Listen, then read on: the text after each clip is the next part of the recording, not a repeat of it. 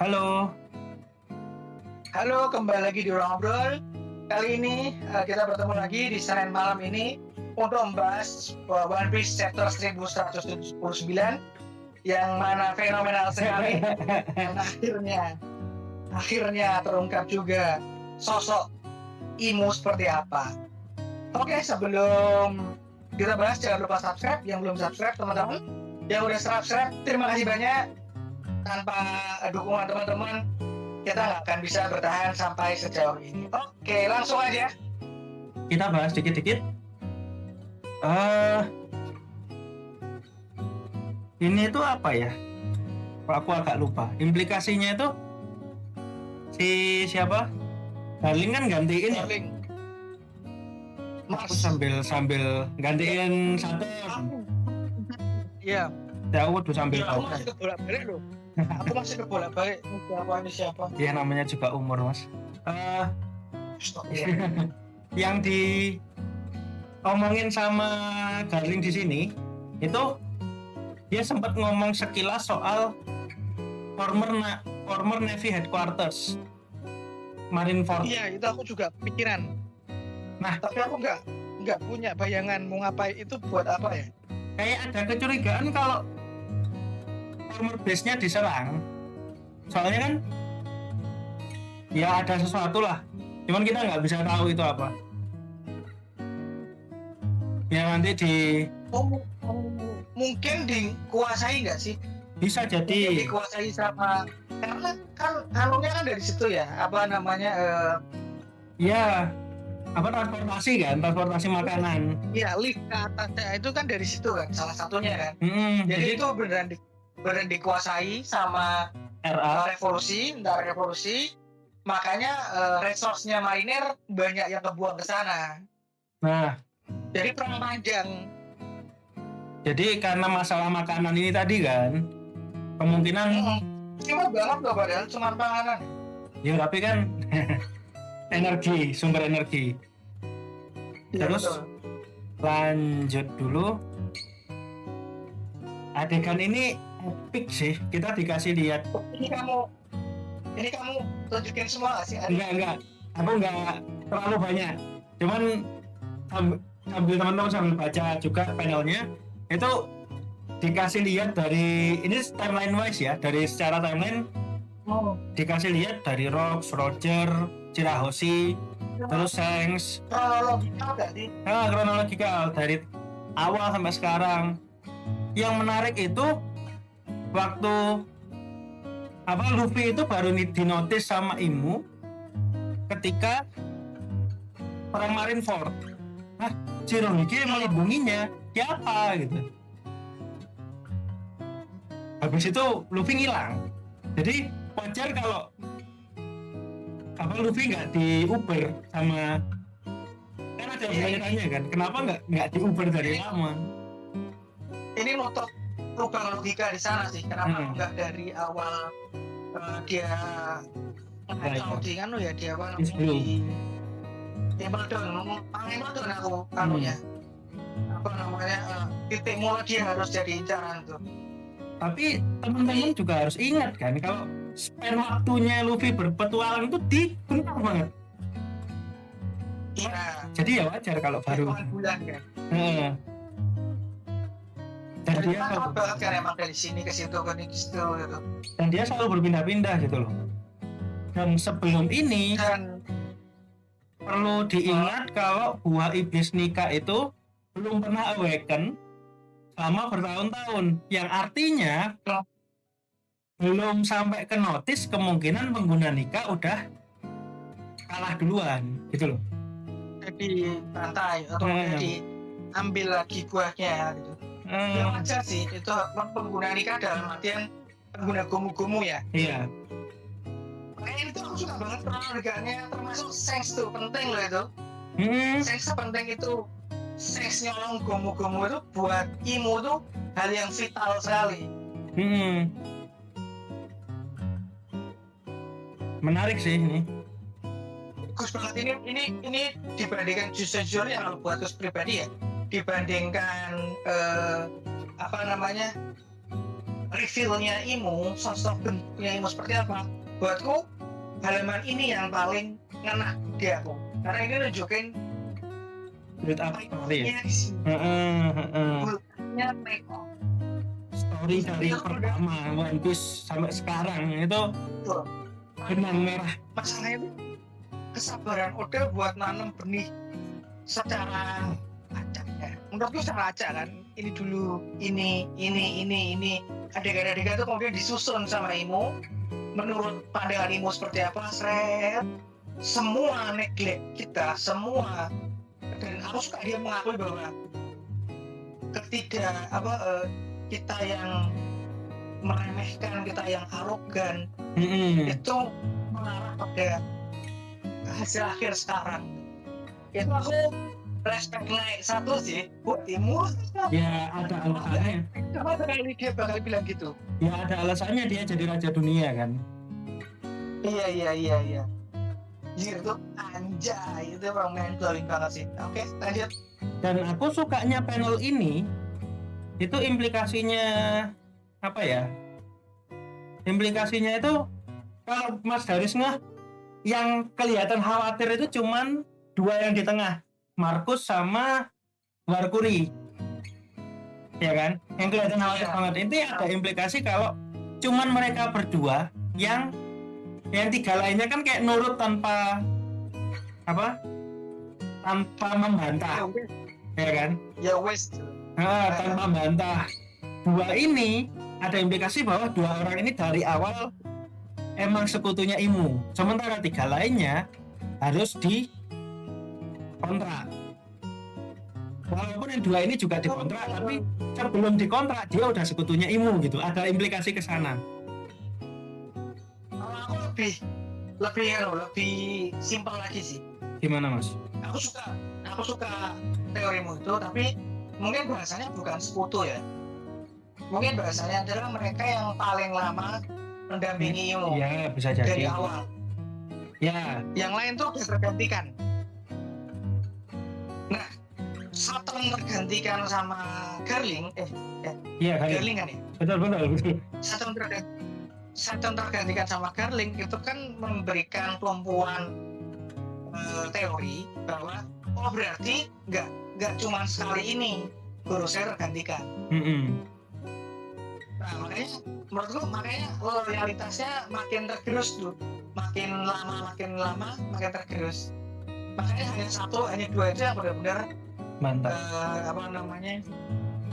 Kayak khawatir banget, dan yang lain tuh ya udah sih, wong kita nggak punya kuasa untuk menghentikannya.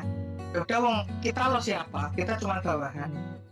Kalau walaupun ada yang berteori kalau Garling punya agenda sendiri, ya menurutku nggak jauh itu menurutku loh. Kalau aku sih ngelihatnya karena ini Mas Juru itu diteorikan dari Wano. Jadi ada kemungkinan Mas Juru itu sempat dijebak kayak Harald. Ada teori seperti itu. Makanya aku berpendapat bahwa yang dari awal dengan sukarela istilahnya menjadi sekutunya Imo itu cuma dua ini. Sementara yang lainnya enggak. Makanya ada dinamik yang berbeda antara lima orang ini. Tapi ya itu masih teori. Aku kurang suka teori itu sih, karena buatku Gorosei itu harus mutlak lingkar dalam. Iya sih. Mungkin lanjut. Kalau yang lain tuh mungkin boleh colokan ya. Nih kamu tak masukin keluarga kayak Gunko tuh dari negara ini. Nih tak masukin ke keluarga Gunko tuh Pai Manor ya. Mayer kalau nggak salah. Mayer ya kesini gitu. Tapi untuk Gorosei itu menurutku harus darah murni. Karena itu untuk menjaga kemurnian bangsawan sih. Ini kalau aku ngomongin soal narasi aja sih, narasi cerita, konsistensi soal kebanggaan terhadap darah itu. Lanjut ke sini dulu. Makanya aku kurang suka teori itu. Ya nggak apa-apa sih, namanya juga teori.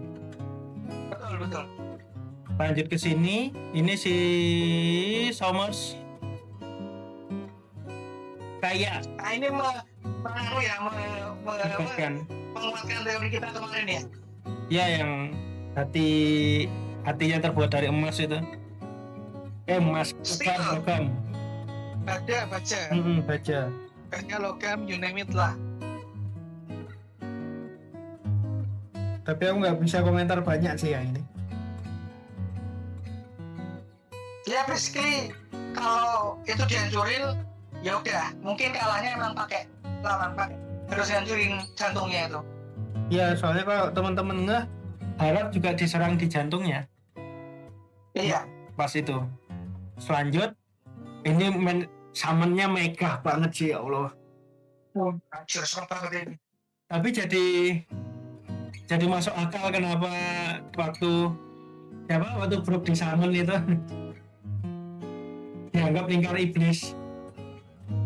Iya. Tidak lingkaran mengambil iblis, ya itu saya teorimu waktu itu. Terus lanjut lagi, yang aku suka dari adegan ini implikasinya Imu itu punya soundtracknya sendiri. Sebagaimana Drum of Liberation, Imu itu punya counterpartnya, versinya Imu. Soalnya kan mereka juga Iya. bernyanyi ya. Wah serem sih ini, tiba-tiba banget. Lalu juga kenapa dia pakai itu loh, itu yang masih mempertanyakan sebenarnya. Kenapa dia seperti homisnya Big Mom tuh? Aku masih mempertanyakan. awakening sih mas. Kalau dalam kondisi normal dia bisa mengubah orang biasa jadi sekutunya, jadi iblis dalam tanda kutip. Dia bisa mengaruhi lingkungan dengan awakening. Sebagaimana Luffy bisa mengubah sekitarnya jadi karet, dia sekarang bisa mengubah sekitarnya juga jadi iblis. Kayak gitu. Kan power setnya Imu juga bisa ngasih kontrak ke orang kan. Nah ini jadi nggak terbatas cuma orang karena dia udah awakening. Mungkin ya, ini teoriku ya. Mungkin nggak cuma terbatas orang tapi juga ke benda. Yang menarik ini artinya dia nggak terlalu bisa ngendalin kekuatannya. Keren sih. Keren banget. Ya, aku bingung mau komentar dari mana. Buah iblisnya loh, Akuma no Mi, yang ditulis dengan huruf yang berbeda daripada biasanya. Biasanya Akuma no Mi itu pakai kanji apa ya, tapi ini dia nulisnya pakai katakana kalau nggak salah ya. Teman-teman bisa koreksi kalau misalnya salah. Cuman ini implikasinya bahwa nama buah iblisnya memang Akuma, bukan Gomu-Gomu, bukan merah-merah atau sejenisnya, tapi namanya punya term sendiri, punya pola yang berbeda. Nah ini menguatkan buahnya itu memang iblis sih. Ini menguatkan teoriku mas. Kalau katalog buah iblis itu di era sekarang kan diproduksi oleh pemerintah dunia. Jadi mereka yang mengendalikan narasi nama buah iblis. Bisa jadi buah iblisnya Gorosei yang tidak diketahui namanya sampai sekarang, cuma diketahui creature-nya, nama makhluknya ya.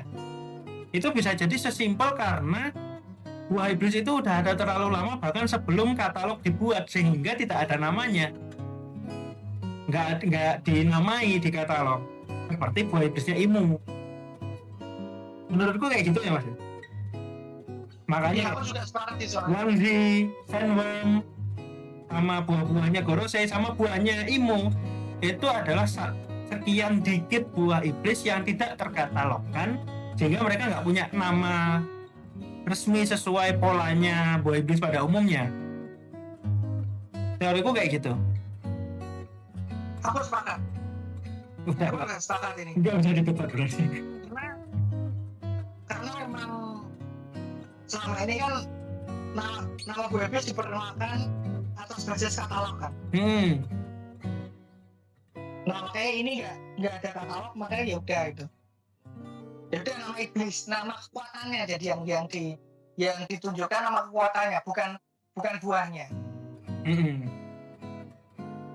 Ya sama seperti Gorosei. Jadi itu kayak menjawab pertanyaan kenapa Gorosei nggak ada nama buah iblisnya. Walaupun ada teori lain yang juga menarik bahwa mereka adalah iblis itu sendiri. Tapi itu agak keluar pakem, jadi aku kurang suka. Oh, memang tetap harus kebatasan di kekuatannya itu. Aku suka pedangnya sih ini. Itu pedang itu. Keris. Naginata bentuk keris. Nah, bentuk keras ya. Ini mirip kayak, Itu anak itu. kalau nggak salah ya, Usopp pernah megang pisau dengan bentuk yang mirip di Thriller Bark. Kalau nggak salah ingat. Cuman aku nggak tahu implikasinya gimana. Ini secara desain sebenarnya memang terlalu keren nggak sih untuk villain? Ya, kayak kalau menurutku ya ini emang dibikin sebagai antitesisnya Luffy. Luffy itu kartunis, lucu, bener-bener fun looking. Sementara Imo itu edgy, cool. Ya benar sih ya bahasa Emo kalau orang bahasa generasi dulu. dia edgy banget. Secara desain juga. Dia tuh amalgam gitu loh, amalgam campuran desain. Aku ngerasa Oda secara sengaja membuat desainnya campuran dari desain villain keren yang ada di berbagai komik yang amalgam jadi seperti ini. For whatever reason ya. Ya biar keren. Ya biar keren aja. Jadi memang cool, role of cool-nya dikuatin di sini dibandingkan Teach. Sekarang banyak yang membandingkan dengan Teach kan. Teach secara desain lebih unik. Ya. Makanya kan yang ditujukan bukan, makanya kan soal ilmu ini yang ditujukan bukan keunikan tapi kekerenan. Cool. Role kayak Aizen itu kan keren ya. Dia nggak unik tapi keren. Madara juga gitu. Dia nggak unik tapi keren. Sedangkan villain One Piece tuh lebih banyak keunikan, makanya aku cukup menyadari kalau dikasih seperti ini, dikasih yang keren, teman-teman tuh jadi agak resisten karena ini nggak biasa. Iya, karena biasanya filmnya One Piece tuh ada aja kocaknya. Dibanding kocak lebih ke unik sih tuh. Iya. Doflamingo tuh kan unik kan, secara desain kan unik kan Doflamingo tuh kan. Membungkuk, dia kan berjalan bungkuk, penuh shell bulu itu Dan arogan. Mihawk tuh keren. Tapi kan Mihawk emang didesain agar keren kan. Bulunya bisa jalur sih. Moria tuh unik sekali. Kaido itu juga unik. Kaido itu juga unik gitu, nggak keren tapi unik. Makanya ini tuh menurutku memang agak wajar ketika asistennya desainnya cuma gini ya, karena ini desain keren generik yang ada biasanya ada di komik shonen. Iya. Ya gimana ini shonen juga. Itu tuh jangan pernah lupa kalau One Piece itu shonen ya. Jangan pernah lupa kalau One Piece itu shonen, walaupun muatannya emang udah bergeser banyak ke shonen, tapi on the roots di akarnya One Piece itu shonen, dan kurasa Oda juga tidak pernah melupakan kalau One Piece itu shonen. Sama. Makanya kalau desain tuh itu yang pengen aku sampaikan sih kalau soal desain ya. Sama banyak teori kalau dia ini kayak dia ini Lunarian. Banyak teori. Saya nggak suka. Soalnya kita belum tahu warnanya itu hitam atau merah. Merah kan iblis ya. Merah kan iblis ya. Nah, soalnya desainnya sama. tuh amalgam. Sekali lagi dia tuh amalgam. Dan Tanduknya ada. warna rambutnya juga belum tentu putih ini. Warna rambut juga belum tentu putih. Soalnya udah jangan pakai shading kan. Iya. Makanya. Tapi kalau warna kulitnya sih aku paling nggak bisa confirm, yakin kalau itu paling nggak berwarna. Nggak kayak karakter Lanus pada umumnya ya. Tapi kita nggak tahu warnanya apa. Pilihannya emang hitam atau merah. Kalau hitam itu berarti Lunar. orang tuh akan mengarah ke Lunarian. Kalau merah berarti ini iblis. Kayak Nico Robin. Dua-duanya Nico Robin waktu Demonio Blur. lawan Black Maria. Itu kan bentuknya iblis banget. Nah, itu merah kok. Hitam kemerahan sih kalau di anime. Aku nggak inget kalau warna official di manga gimana. Aku nggak nonton soalnya. Ya udah lanjut. Nah, asik lah aku apresiasi di sini itu. Sama Yang ada aku memperhatikan itu Hah? terhubung matanya itu. apa? Kayak Danzo anjay. Oh iya. Terhubung yang ada matanya itu kan. Sama ini di bagian tangan sama dadanya itu kayak ada mata juga loh mas. Ada bulatan kecil itu. Aku nggak ngeh ini mata atau doang. Iya. Sama ini apa? Kan sebelum adegan sebelum ini itu ada apa ya istilahnya? Dilihatin Imu itu ngeluarin sayap yang mirip sayap. Nah ini kan juga kita nggak tahu tuh sayapnya dari mana. Itu Ada apa? juga ya. Kalau teman-teman ingat juga waktu adegan Sabo, ini tuh Imu tuh gede banget loh ini. Iya. Waktu adegan Sabo sama Cobra, itu kan wujud perubahan Imu sempat kelihatan humanoid kan, cuman nggak ketahuan bentuknya kayak gimana. Yang benar ditusuk pakai itu pakai ekornya itu. Iya, bentuk ekornya kan sama ini. Dan ini langsung menentukan teori kalau Imu itu Gunko. Ya, mirip. Teorinya lemah banget emang. Iya. Sama apa lagi ya? Banyak banget yang bisa dibahas ini sebenarnya. Ya banyak yang bisa dibahas di sini sih. Sama size wise, secara ukuran ini jauh banget dari Imu biasa ke wujud ini. Ini indikasi kalau ini Zoan-nya kuat banget. Iya, dan ini mungkin wujud hybridnya kan. Ya. Dan ini wujud. Mungkin. Hah? Mungkin kan. Heeh. Lagi mungkin. Dan wujud Imu yang biasa kita lihat itu mungkin ya wujud aslinya yang waktu masih manusia, makanya kecil. Ya kan? Yang menarik, Makanya ini ada teori ini mas yang menarik banget. Dia kan satu-satunya buah iblis yang literally iblis, ya kan?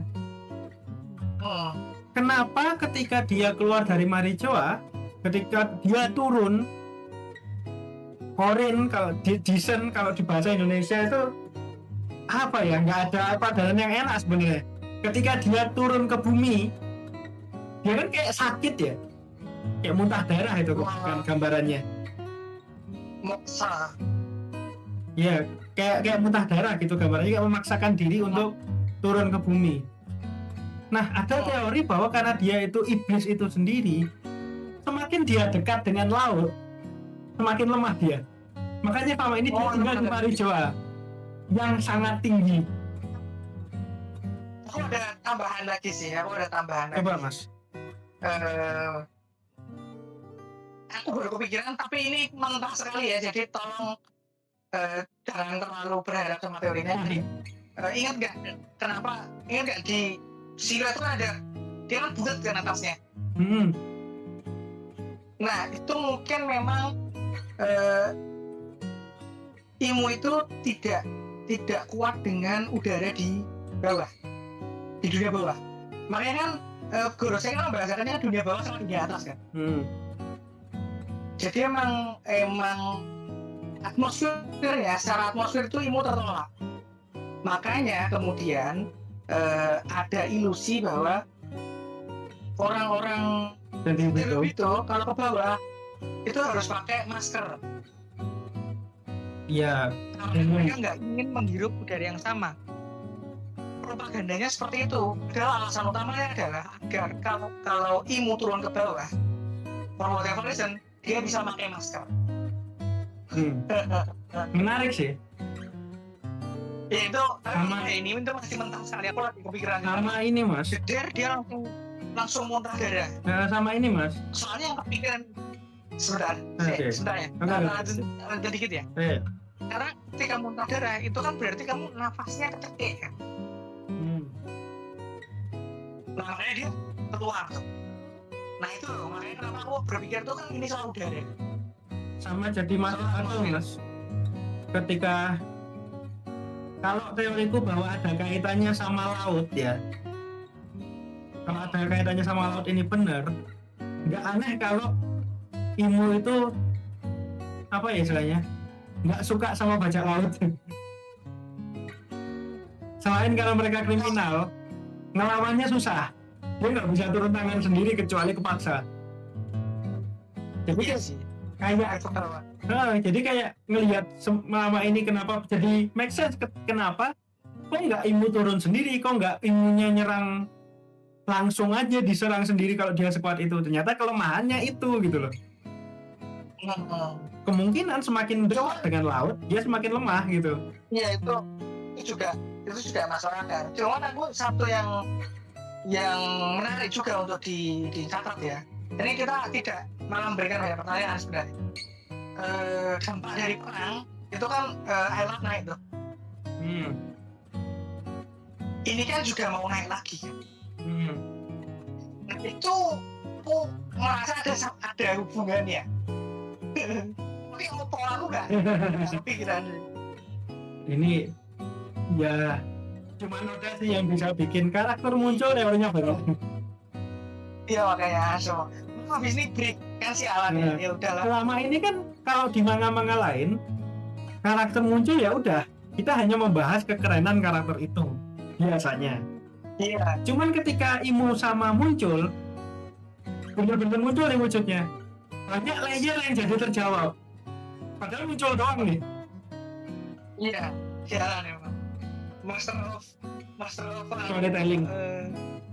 Master of Shadow menurut Iya. Build-up-nya banyak banget. puas sih, tapi aku jujur puas sama chapter ini. Aku sampai lupa loh apa aja sebenarnya yang bisa dibahas di sini tuh. Kita bahas ini tuh cuma ilmu doang. Tapi kayaknya udah hampir setengah jam deh. Iya. Aku jujur lupa apa aja yang bisa dibahas lagi. Apalagi aku cukup sih. Soal konten soalnya. Ya udah. Oke, kita cukupkan dulu ya pembahasan soal Seinerona Ilmu ini. Yang jelas ini bikin kita excited banget untuk 2 minggu lagi chapter baru untuk menjawab seperti apa ilmu. Akan kurang ajar kalau udah tiba-tiba shifting ke nyertain belahan-belahan dunia lain. Karena jalan banget. Ya, tapi itu bisa terjadi, sangat bisa terjadi. Ya, soalnya udah akhir-akhir ini menghindari gambar adegan fight banyak-banyak.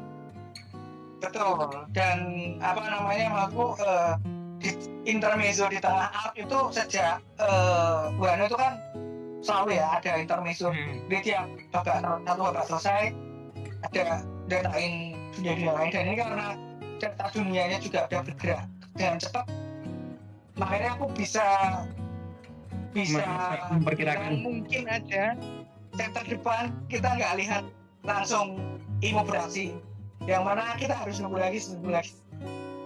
Oke, thank you. Sampai ketemu lagi di konten review One Piece selanjutnya. Jangan lupa like, subscribe, dan follow semua medsos kami yang ada di deskripsi.